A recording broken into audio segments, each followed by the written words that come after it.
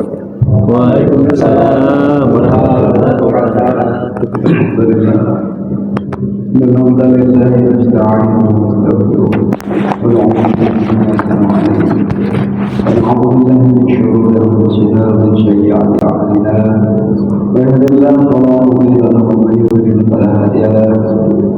أشهد أن لا إله إلا الله وحده لا شريك له وأشهد أن سيدنا وحبيبنا ونبينا مولانا محمدا عبده ورسوله اللهم صل وسلم وبارك عليه وعلى آله وصحبه والتابعين بإذن الله يوم الدين أما بعد وقد قال الله في كتابه الكريم إن الذين قالوا ربنا الله ثم استقاموا تتنزل عليهم الملائكة ألا تخافوا ولا تحزنوا وأبشروا بالجنة التي كنتم توعدون نحن أولياؤكم في الحياة الدنيا وفي الآخرة ولكم فيها ما تشتهي أنفسكم ولكم فيها ما تدعون نزلا من غفور رحيم ومن أحسن قولا ممن دعا إلى الله وعمل صالحا وقال إنني من المسلمين ولا تستوي الحسن ولا شيئا ادفع بالتي هي أحسن فإذا الذي بينك وبين عداوة كأنه ولي حميم وما يلقاها إلا الذين صبروا وما يلقاها إلا ذو حظ عظيم. Hadirin sekalian Allah Subhanahu wa taala, kita sadari bahwasanya kita ini adalah hamba Allah, ciptaannya Allah, makhluknya Allah. Hadirin sekalian, segala apa yang ada di dalam diri kita, hidup kita, ini adalah miliknya Allah Subhanahu wa taala. Apapun itu, semuanya, mulai dari ujung jempol jari kita ini, ujung kaki kita ini, ujung kuku kita ini, sampai ujung rambut kita, semua miliknya Allah. Semua, tidak ada yang dekat, semuanya. Kita ini hanya ngaku-ngaku saja. Apa yang kita aku selama ini miliknya Allah. Ini mobil saya, ini rumah saya, sudah ada sertifikatnya, SHM, enggak peduli, milik Allah. Kalau Allah mau tak mau, bisa Allah ambil. Ini tanah, ini lokasi saya, perusahaan saya, jabatan saya. Pokoknya semua yang jatuh milik saya itu miliknya Allah. Kalau saya balik, kalau uang saya, rumah saya, mobil saya, nah kita ini kamu ini milik siapa? Miliknya Allah. Termasuk istri anak ini, masya Allah. Semua miliknya Allah, semua jumlahnya bumi miliknya Allah semuanya. Tidak ada yang tidak. Kita dimulai Allah. Maka Allah Subhanahu wa taala ini menciptakan ini semua punya maksud yang besar. Tidak baik-baik. Wa ma khalaqtul jinna wal insa illa liya'budun. Tidakkah dari ciptaan Allah ciptakan kita ini manusia jin itu apa? Ibadah. Menyembah Allah, nabi Allah. Siang dan malam ini tunduk kepada Allah. Bukan menyempurnakan apa yang kita inginkan, bukan menyempurnakan apa yang kita inginkan kita, menyempurnakan kendaraan kita. Setiap tahun ada produk Toyota mobil baru dan tidak relevan ganti lagi. Bukan menyempurnakan teknologi kita, HP dan itu Android, OS, iPhone, bukan itu. Bukan menyempurnakan rumah kita. Kalau yang tahun ini tingkat 1, nanti tahun depan lebih baik kan? Hari ini lebih baik, hari esok lebih baik dari hari ini. Tahun ini, tahun depan harus lebih baik dari tahun ini. Kalau untuknya dunia, tahun ini rumahnya nggak ada tingkatnya. Tahun depan di loteng. Nah kalau 10 tahun tingkat 10. Kayak hotel. Tidak begitu. Maksudnya Allah menciptakan ini tidak lain kecuali untuk mengabdi kepada Allah. Hadirin Allah, maka sudah menjadi ketetapan Allah. Siapapun yang tidak taat pada Allah, tidak mau tunduk pada Allah, tidak mau ikut perintah Allah, maka Allah akan datangkan kesusahan-kesusahan dalam kehidupan. Allah akan datangkan kehinaan dalam kehidupan dia. Siapapun dia, raja sekalipun, siapapun dia, rakyat jelata sekalipun, sakit-sakitan, taat pada Allah, tunduk pada Allah, pasti dan pasti Allah muliakan, Allah bahagia. Banyak caranya Allah untuk membahagiakan, memuliakan hambanya, dan banyak juga caranya Allah bagaimana untuk menghinakan orang-orang yang tidak mau tunduk pada. Bagaimana Fir'aun yang raja kurang ajar. Kekuasaan Fir'aun saat itu luar biasa. Tidurnya saja menjaga tentara. Sangat kuis. Enggak cukup itu.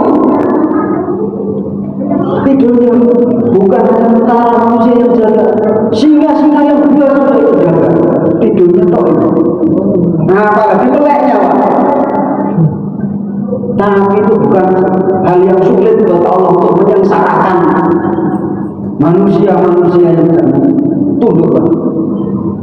Maka Allah datangkan kesusahan-kesusahan dari arah yang tidak disangka-sangka. Lewat mimpi. Tentara mana yang mau bisa menahan mimpi?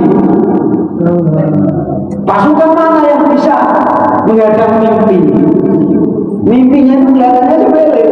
Mimpi ada anak kecil, kepalanya dituduh, dipukul kayu. Itu saja sudah stres, sudah susah, sudah kepikiran. Mimpi belum stres dia, pusing. Baru dimimpiin anak kecil, keplak kepalanya, sudah stres. Masya Allah. Dan sekali hadirin segala rahmat Allah, banyak sekali caranya Allah bagaimana mendatangkan kehinaan pada siapapun yang tidak mau taat.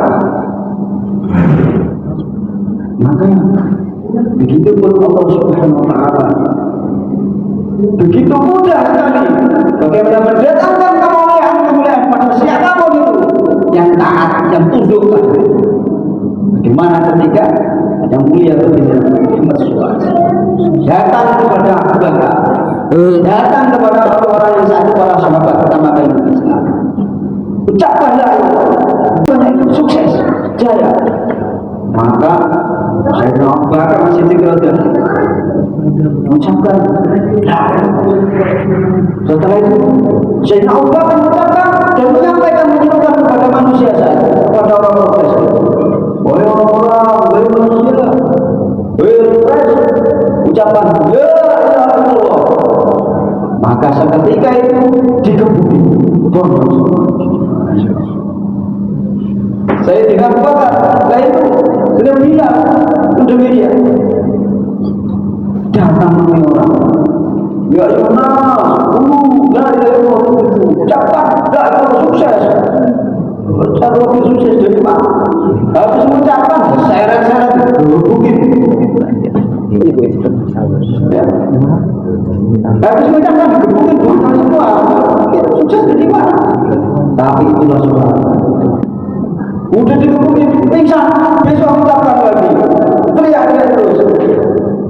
Tapi yang namanya ucapannya Nabi, kalau sudah diyakini pasti dan pasti Allah datangkan kemuliaan, Allah datangkan kejayaan, tidak berulang-ulang. Maka berbondong-bondong orang-orang pres, berbondong-bondong orang Islam, berbondong-bondong orang masuk Islam. Mulia tanpa kekuasaan, mulia tanpa jabatan, tanpa pangkat, tidak pakai partai, tidak pakai apa-apa. La ilaha illallah. Itu ya. Allah itu mendatangkan kemuliaan, kesuksesan mudah sekali. Pengen mulia apa? Pengen. Dakwah. Jadi orang itu kalau yakin kepada kehidupan akhirat itu pasti dakwah. Orang kalau yakinnya benar, imannya benar, pasti dakwah. Pasti dakwah. Pasti dakwah. Pasti senantiasa ngomong, menyerukan, mengajak orang-orang. Mesti. Yang dipikirkan itu bagaimana keselamatan. Ya keselamatan dirinya, keselamatan keluarganya, keselamatan tetangga, keselamatan rumah. Mesti kalau dia itu yakin. Ya kayak orang ini loh. Ketika kita melihat orang buta itu jalan. Maka refleks Pak. Awas mobil, awas buka. Itu refleks. Yang sering dalam kehidupan sehari-hari kita itu kadang entah anak kita, entah anaknya tetangga kita. Lari-lari, awas, awas. Kita yang refleks. Karena apa itu? Karena takut kalau itu orang celaka. Inilah, kalau kita itu yakin dengan kehidupan akhirat, yakin dengan siksa kubur, yakin dengan kehidupan neraka, pasti bisa. Itu gimana nanti itu? Kalau disiksa di kubur gimana? Tulangnya nggak bersilakan. Kalau dipendung sama mereka gimana? Kalau istri saya nggak tetap aurat gimana? Kalau juga anak-anak, dia tetap aurat dia, pakai jilbab, pakai hijab, mesti mulai itu nggak pernah berhenti. Awas. Yang yakin dengan akhirat mesti. Ayo sholat. Jadi kalau orang nggak yakin benar boleh. Semua santai aja. Jangan kan pikir dirinya aja enggak. Mau sholat mau enggak, bodo amat. Mau jujur mau nipu orang biasa aja. Boleh. Tidak ada dengan Allah Subhanahu Wa Taala. Maka maksud Allah itu antar kepada itu bagaimana kita tunduk kepada Allah, ikut maunya Allah.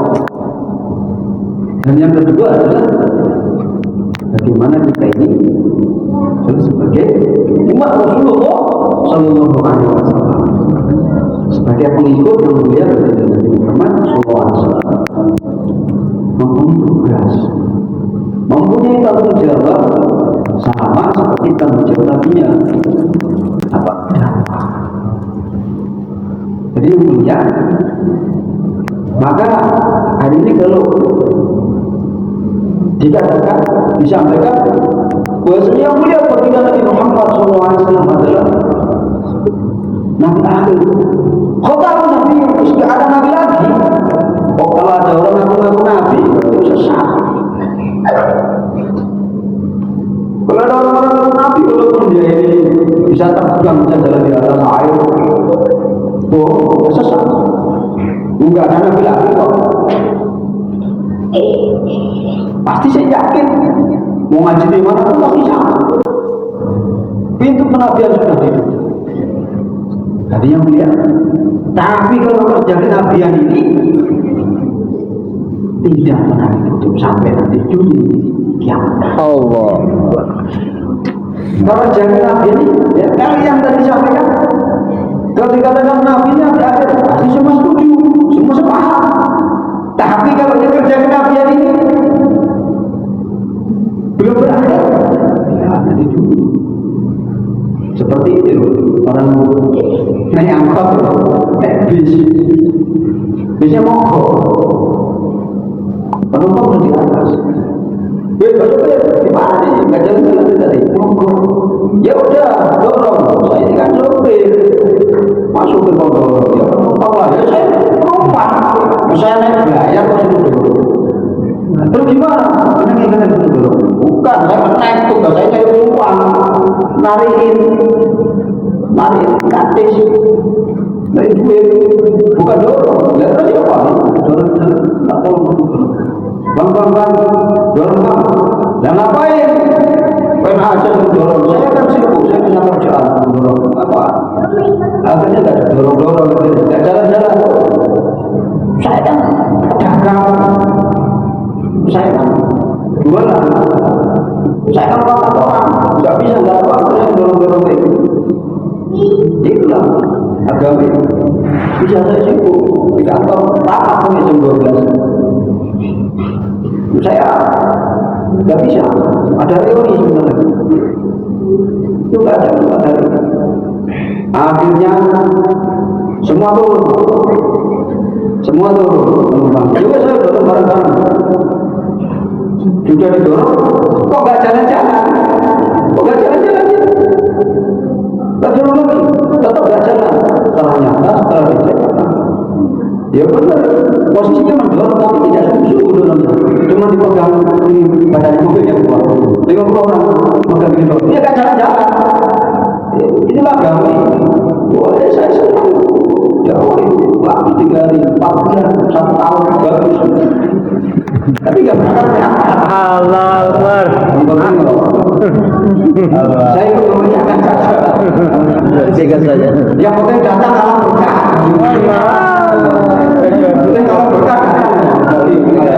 Enak itu ada orang tua jauh-jauh dari Jakarta. Nanti kalau menghormati lah ya. Iya saya pergi juga. Itu yang terjadi. Insya Allah di sini nggak ada. Tidak ada insya Allah. Karena apa? Saya akan telah kerja 4 bulan. Tapi itu Allah Subhanahu Wa Taala nggak ada rumah lagi. Sehingga di mana-mana masjidnya kosong.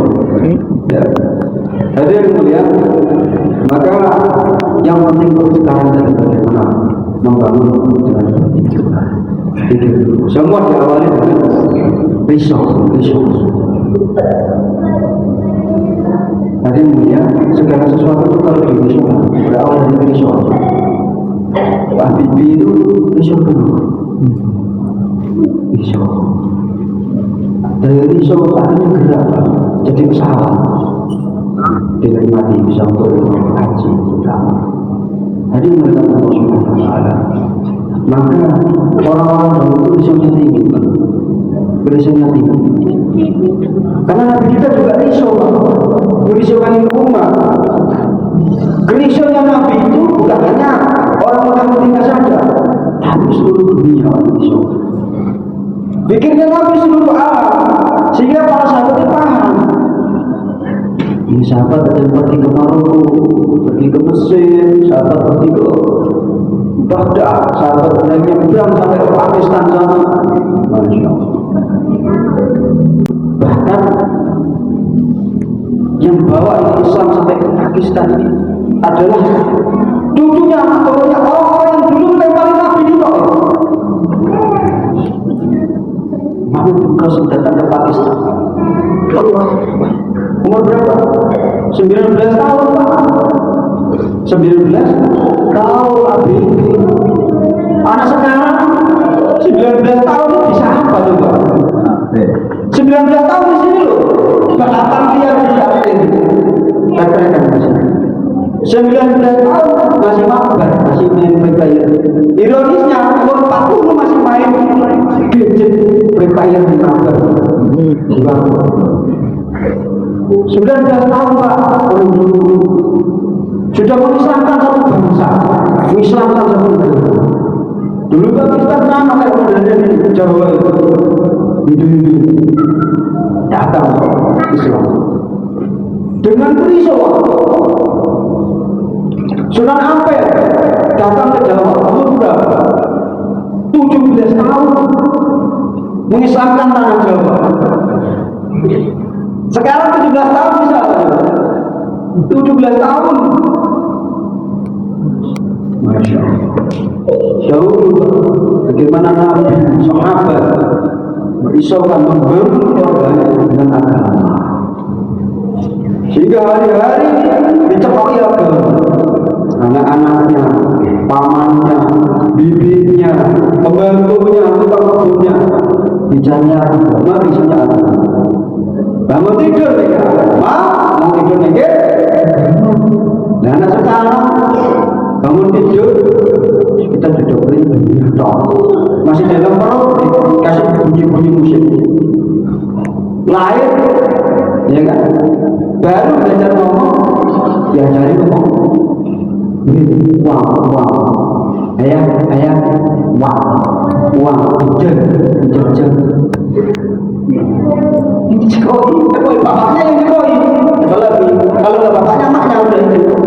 Yang kerok ini, kalau nggak baik, bapaknya. Maka penting sekali kita ini mendesain keluarga kita ini dengan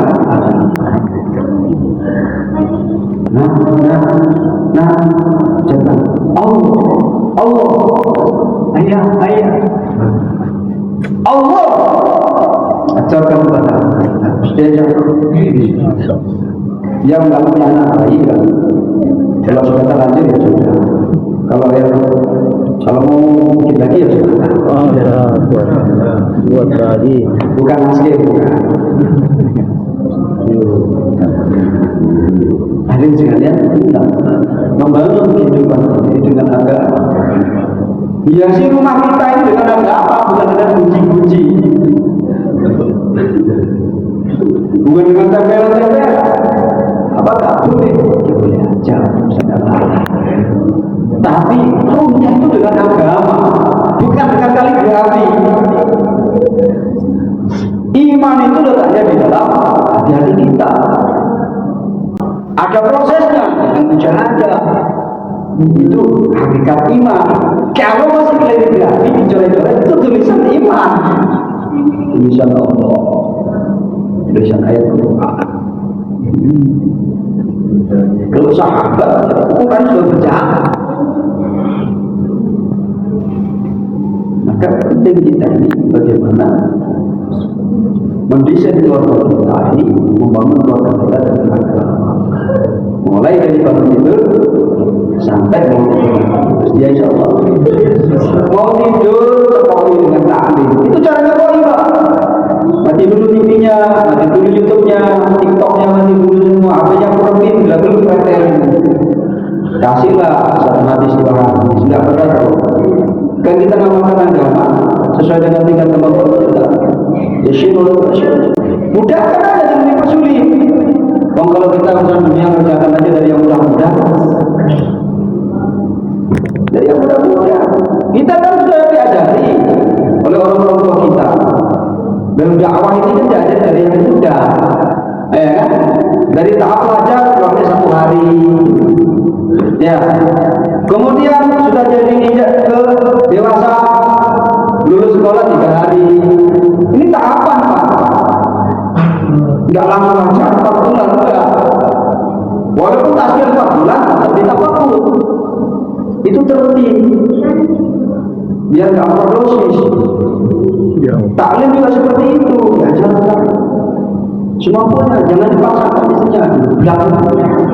Kasih 1 hari cerita yang indah-indah saja, jangan cerita yang ancaman-ancaman. Apalagi disampaikan ke tetangga yang kalau nggak sholat nanti nyampe kubur diterkam sama sudah ularnya kandangin dulu, bersihin kandang, jangan dibuka dulu, ya. Ularnya dikandangin dulu sampai ke indah-indah, ya. Jangan juga disampaikan bidadari, ibu istrinya nanti. Maka cerita bidadari lagi. Istri kita masih di dunia ini. Kita cerita bidadari dulu. Kalau ceritanya sama sama Mono, Pak Jai nggak apa.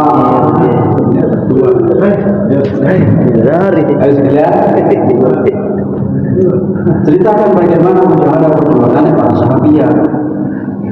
Kisah-kisah anak-anak sahabat yang menghafalkan Al-Quran. Banyakin cerita itu. Kurang cerita Pak sebenarnya kita ini. Ceritakan bagaimana kisah sholatnya sahabat, zikirnya sahabat kita yang ada. Ceritain.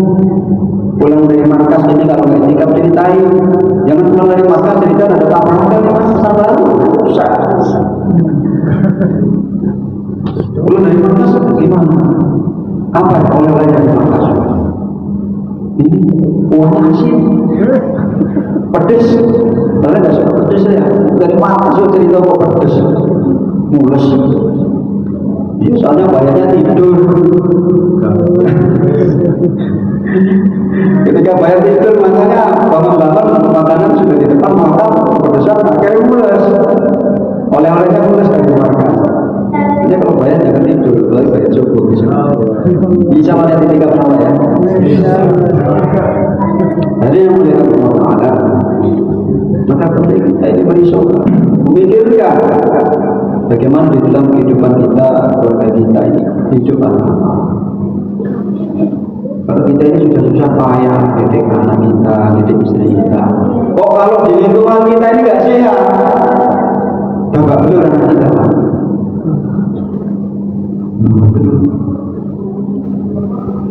Maka kita harus mengembangkan pikiran kita. Bagaimana agama yang hidup di rumah kita juga hidup di rumah tetangga kita, hidup di kampung kita. Penting sekali Pak membuat suasana itu, Pak.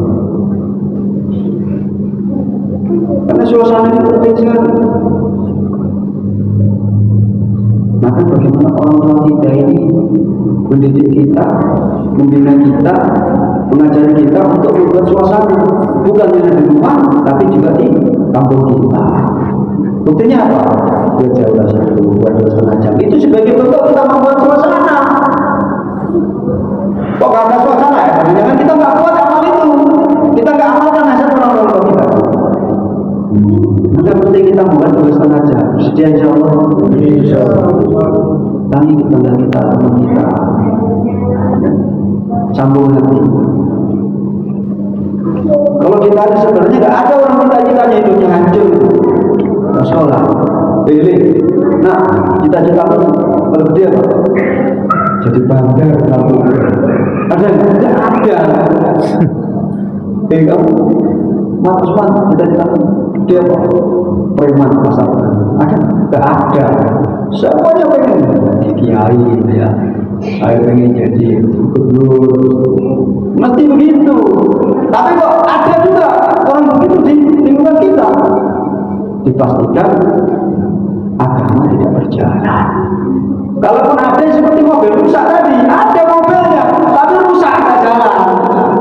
Kenapa nggak ada yang memperbaiki? Sudah nggak rusak, cuma akhirnya soal perlu didorong. Nah ini masalah siapa yang dorong? Ada Pak, ada bulan Islam semua masjid ada. Tapi antara masjidnya dengan jemaahnya ini tidak seimbang. Masjidnya gede, jamaahnya cuma 2 orang cuma satu sah. Apalagi berbilang makas.